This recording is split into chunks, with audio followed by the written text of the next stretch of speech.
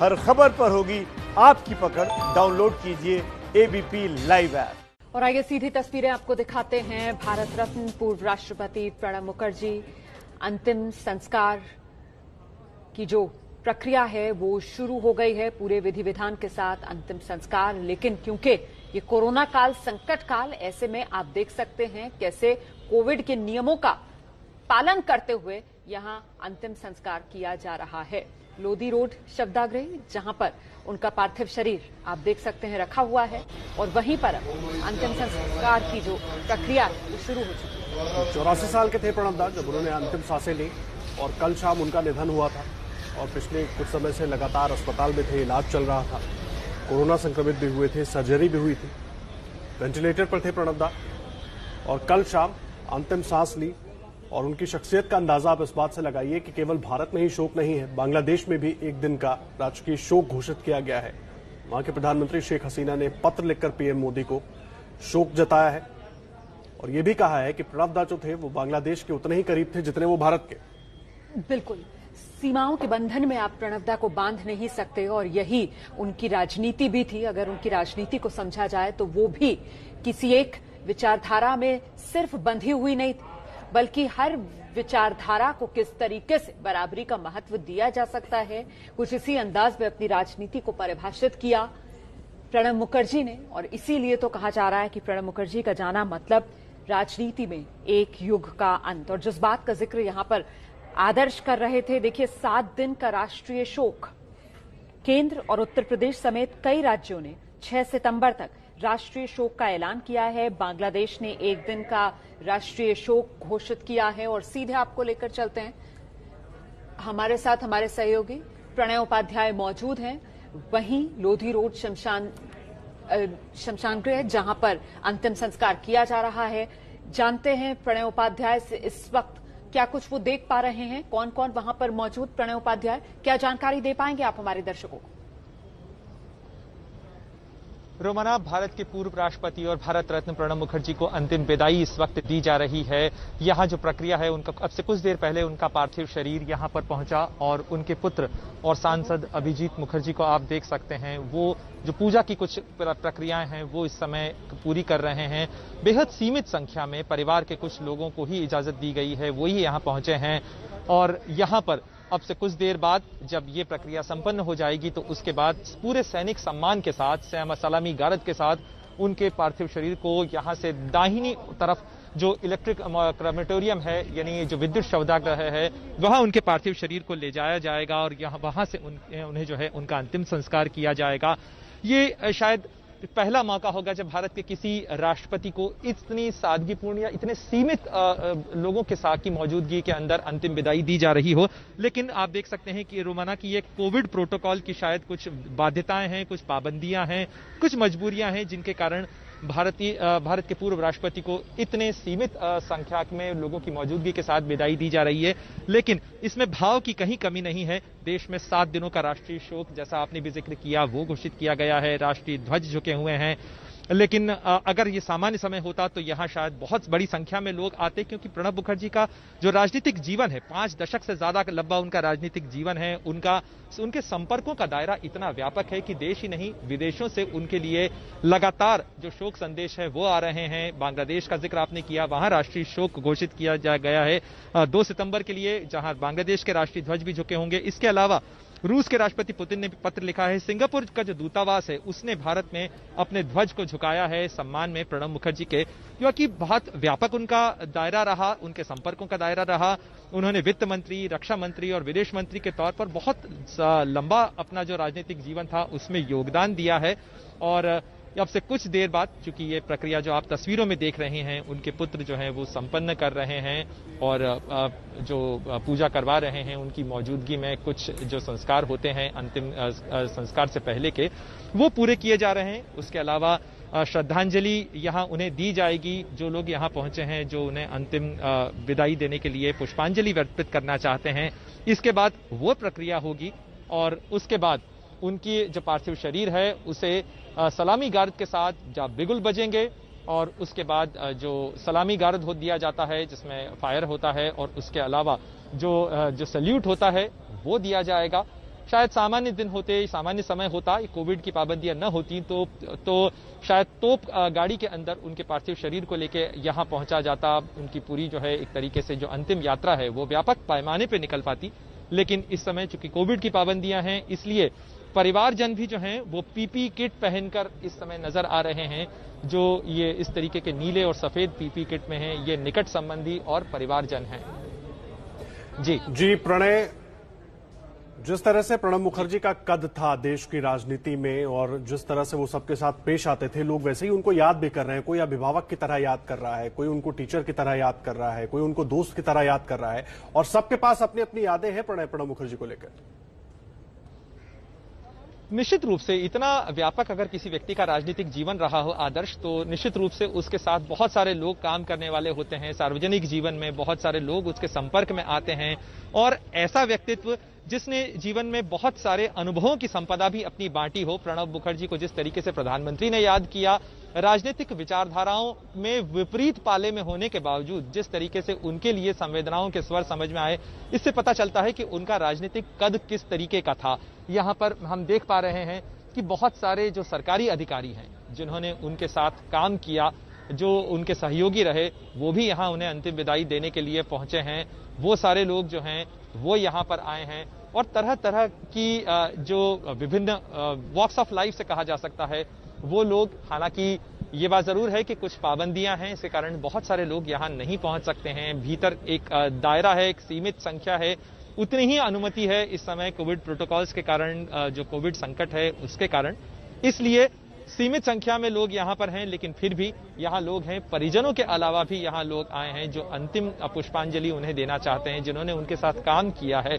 और अगर मैं कहूं तो व्यक्तिगत रूप से आदर्श, हमने बीते 20 सालों में रिपोर्टिंग के दौरान उन्हें विभिन्न भूमिकाओं में देखा, उन्हें संसद में देखा, उन्हें बतौर रक्षा मंत्री, बतौर विदेश मंत्री, बतौर वित्त मंत्री देखा। तो निश्चित रूप से ये व्यक्तिगत तौर पर भी देखा जाए तो एक व्यक्ति का एक अनुभव संपदा का जाना कहीं न कहीं मन में एक रीतेपन का भाव छोड़ता है।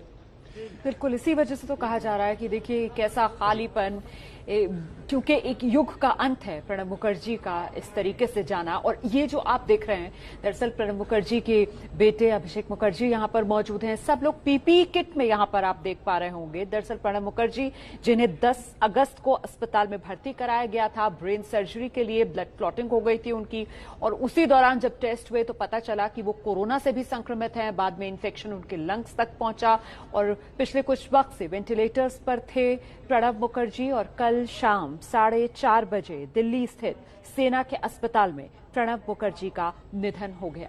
आज सुबह पार्थिव शरीर उनका दर्शन के लिए रखा गया था, लेकिन क्योंकि प्रणब मुखर्जी कोरोना संक्रमित, इसी वजह से ये कोविड के प्रोटोकॉल्स के तहत ही जितनी प्रक्रिया है उस सबको आगे बढ़ाया जा रहा है। फिलहाल अंतिम संस्कार, ये सीधी तस्वीरें लोधी रोड शवदागृह से आप देख रहे हैं, और हमारे साथ प्रणय उपाध्याय यहां से लगातार बने हुए हैं।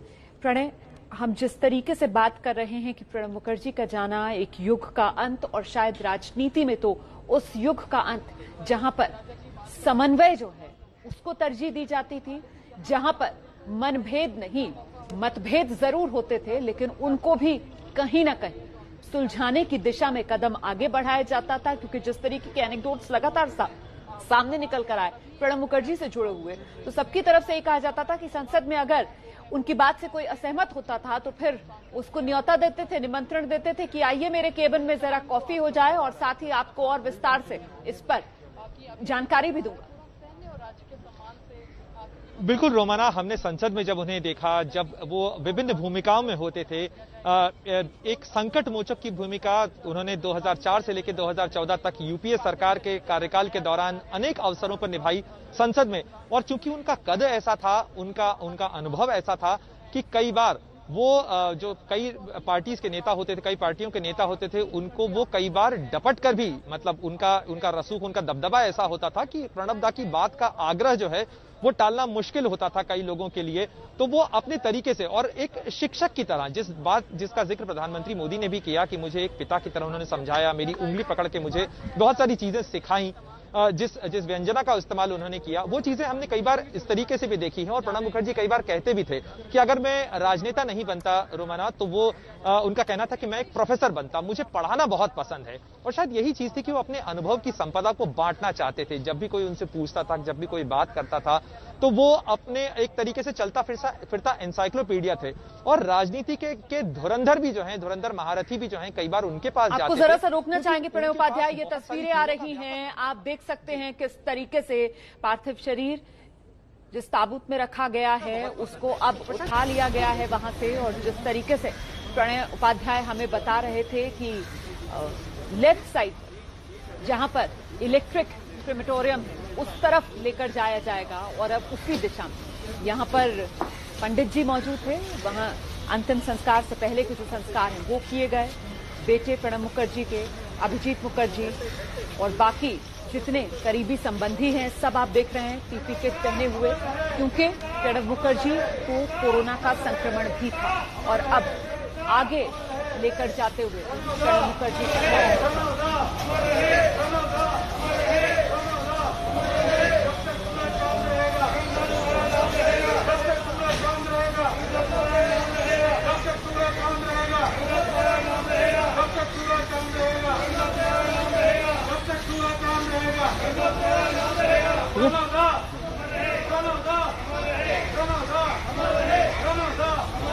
उसका काट रहे हो ना।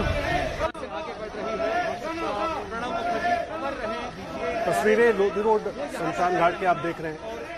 प्रणब के पार्थिव शरीर को क्रेमेटोरियम की तरफ लेकर जा रहे हैं। परिवार के तमाम सदस्य अभिजीत मुखर्जी हैं और परिवारजन। हमको लगता है मौके से रिपोर्ट आ रही है प्रणय उपाध्याय की, कुछ बता रहे हैं प्रणय। जो परिजन हैं वो भी आप देख सकते हैं कि परिवारजन अपने कंधों पर लेकर और प्रणब मुखर्जी के पार्थिव शरीर को लेकर धीरे धीरे आगे बढ़ रहे हैं। और यहां से बस चंद कदम की दूरी के ऊपर जो इलेक्ट्रिक क्रेमेटोरियम है वो है।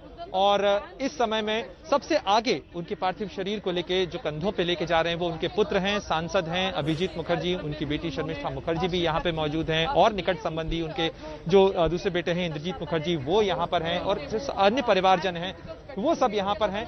और इस समय तस्वीरों में हम यहाँ साफ नजर आ रहा है कि जो परिजन है वो उनके पार्थिव शरीर को लेके अंदर प्रवेश कर गए हैं इलेक्ट्रिक क्रेमेटोरियम के अंदर। चूंकि बहुत कम संख्या में ही वहां लोगों को जाने की इजाजत है, इसलिए जो अन्य लोग हैं वो फिलहाल बाहर ही हैं। केवल परिवार के कुछ लोगों को ही इजाजत दी गई है, इसलिए केवल वही अंदर गए हैं। और अंदर जब उनका जो पार्थिव शरीर है उसे अंतिम विदाई दी जाएगी, उस वक्त यहाँ पर बिगुल बजेंगे। जो सेना के 1 गोरखा रेजिमेंट के जवान हैं वो यहाँ पर पंक्तिबद्ध खड़े हुए हैं। बिगुल की धुन आपको जो है सलामी गार्ड के समय जो बजाई जाती है, क्योंकि वो भारतीय सेना के सुप्रीम कमांडर भी रहे हैं, राष्ट्रपति रहे भारत के, भारत रत्न थे, इसलिए उन्हें पूरे सैनिक सम्मान के साथ, पूरे राजकीय सम्मान के साथ विदाई दी जाएगी। और देश उन्हें हमेशा याद करता रहेगा। यहाँ पर जैसे ही उनके पार्थिव शरीर को इलेक्ट्रिक क्रेमेटोरियम की तरफ ले जाने के लिए कदम आगे बढ़े तो अचानक यहाँ पे सब जगह जो है वो प्रणब मुखर्जी अमर रहे के नारे गूंजने लगे। जी बिल्कुल, प्रणब दा अमर रहे, जब तक सूरज चांद रहेगा प्रणब तेरा नाम रहेगा, इस तरीके के जयकारे हमने सुने, दर्शक सुन रहे हैं। और फिलहाल इलेक्ट्रिक क्रेमेटोरियम भीतर ले जाया गया है। प्रणब मुखर्जी का पार्थिव शरीर, बेहद करीबी जो रिश्तेदार हैं सिर्फ वही लोग मौजूद हैं। हम बार बार आपको ये जानकारी दे रहे हैं कि कोरोना काल, संकट काल, कोविड प्रोटोकॉल का पूरी तरीके से पालन यहाँ किया जा रहा है, क्योंकि प्रणब मुखर्जी को भी कोरोना का संक्रमण था। ये कांधा देते हुए उनके बेटे भी इसमें मौजूद हैं, जो पीपीई किट पहने हुए आपको लोग नजर आ रहे हैं, जिन्होंने पार्थिव शरीर को कांधा दिया है। और बाकी करीबी रिश्तेदार, ज्यादा लोग यहाँ नहीं मौजूद हैं। अगर आम दिन होते तो आप समझ सकते हैं किस तरीके का जन सैलाब उमड़ता प्रणब मुखर्जी को अंतिम विदाई देने के। तो 31 अगस्त की वो तारीख, शाम 4:30 बजे जब प्रणब मुखर्जी का निधन हुआ। और 31 अगस्त की इस तारीख का मैं जिक्र यहाँ इसलिए कर रही हूँ आदर्श, क्योंकि 13 का अंक, 1 और 3, ये अंक अपने लिए बहुत लकी प्रणब मुखर्जी मानते थे। 13 वो तारीख, इसी तारीख को 13 तारीख को प्रणब मुखर्जी की शादी हुई। 13 वो तारीख जब प्रणब मुखर्जी पहली बार लोकसभा में चुनकर आए थे। 13 तालकटोरा रोड, वो नंबर घर का उनके, जहां कई साल तक वो रहे दिल्ली, और इसी 13 के अंक को 1 और 3 को अगर आप अदल बदल दें तो वो अंक 31 का आता है, और 31 वो तारीख जब इस दुनिया से विदा ली प्रणब मुखर्जी। भारत के 13वें राष्ट्रपति भी थे प्रणब मुखर्जी, और अब देखिए उनको अंतिम विदाई दी जा रही है। गार्ड ऑफ ऑनर देते हुए यहाँ पर प्रणब मुखर्जी।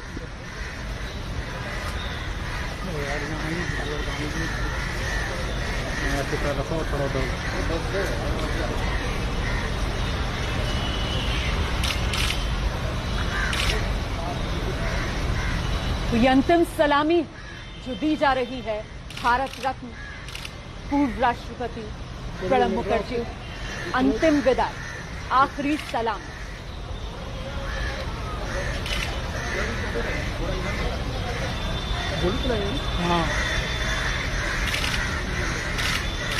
आप देख सकते हैं वो तमाम लोग जो अंदर गए थे पार्थिव शरीर को लेकर अब बाहर आ रहे हैं। हालांकि परिवार के कुछ लोग अभी भी अंदर ही हैं। अभिषेक मुखर्जी, प्रणब मुखर्जी के बेटे, वो अभिजीत मुखर्जी, वो अभी भी अंदर हैं। और ये इलेक्ट्रिक क्रेमेटोरियम जहां अंतिम संस्कार के लिए पार्थिव शरीर को ले जाया गया। किसी भी वक्त अंतिम सलामी दी जाएगी प्रणब दा को। पार्थिव शरीर अंदर जा चुका है, परिवार के लोग वहां पर मौजूद हैं, और जो अंदर संस्कार होने हैं वो हो रहे होंगे, और उसके बाद अब किसी भी वक्त अंतिम सलामी दी जाएगी और प्रणब दा अंतिम यात्रा पर निकल पड़ेंगे।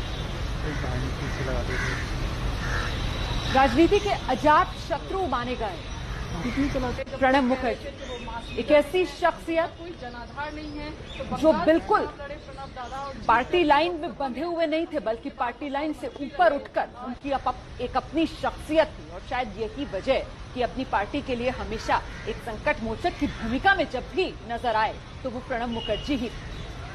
एक ऐसी शख्सियत जो एक विचारधारा के लिए पूरी तरीके से प्रतिबद्ध थे, लेकिन बावजूद इसके जो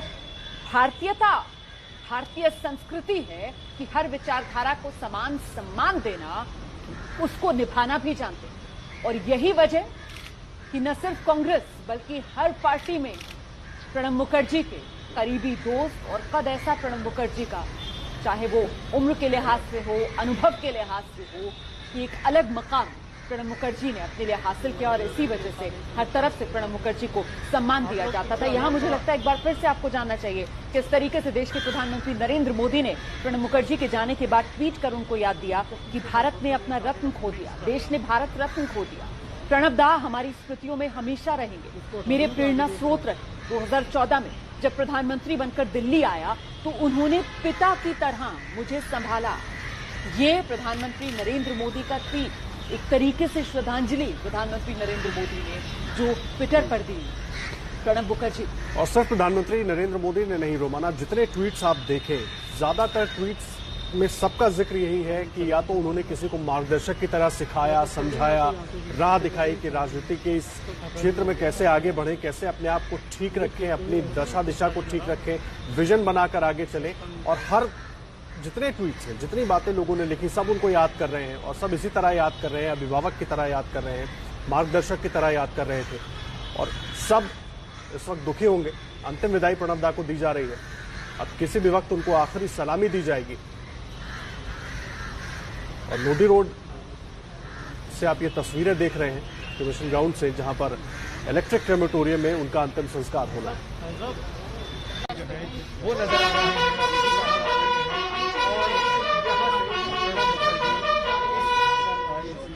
देश से